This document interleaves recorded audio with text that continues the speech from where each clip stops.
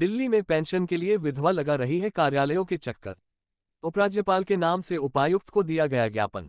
विधवाओं की स्थिति को विशेष पहचान दिलाने के लिए 23 जून 2011 को संयुक्त राष्ट्र महासभा द्वारा अंतर्राष्ट्रीय विधवा दिवस मनाने की घोषणा करने के बाद हर साल 23 जून को विधवा दिवस मनाया जाता है। विश्व की विधवा महिलाओं के खिलाफ हो रहे अन्याय और अत्याचारों को रोकने, उनकी समस्याओं का समाधान करने और महिलाओं में जागरूकता लाने के लिए मनाया जाता है।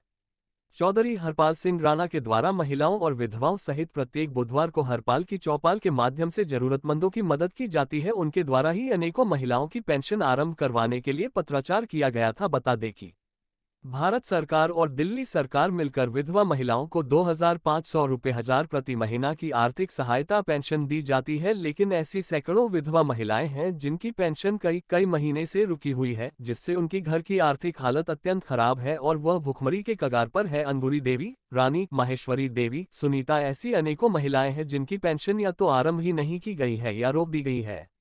अंगूरी देवी और महेश्वरी देवी की 3 महीने से पेंशन नहीं दी जा रही है।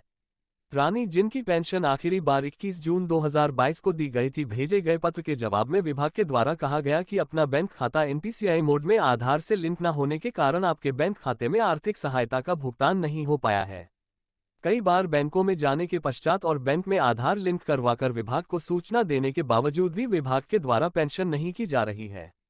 सुनीता ने विधवा पेंशन के लिए 3 जनवरी 2022 में आवेदन किया था, जो कि विभाग के द्वारा 4 अप्रैल 2022 को स्वीकृत तो कर दिया गया है, मगर पेंशन आरंभ नहीं की गई। इस संबंध में शिकायत करने पर विभाग के द्वारा बार बार कहा जा रहा है कि आप अपना आधार बैंक से लिंक कराएं। कई बार बैंक में चक्कर लगाने के बाद और आधार बैंक से लिंक करवा कर महिला बाल विकास को सूचना देने के बाद भी पेंशन आरंभ नहीं की जा रही है।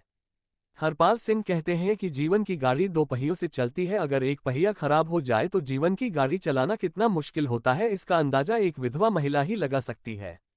सरकार के साथ साथ समाज का भी विधवा महिलाओं की मदद करने का कर्तव्य बनता है, जिससे वह भी अपना व अपने बच्चों का जीवन यापन अच्छी प्रकार से करने में सक्षम हो सके और विधवा दिवस घोषित मनाने का उद्देश्य सफल हो सके।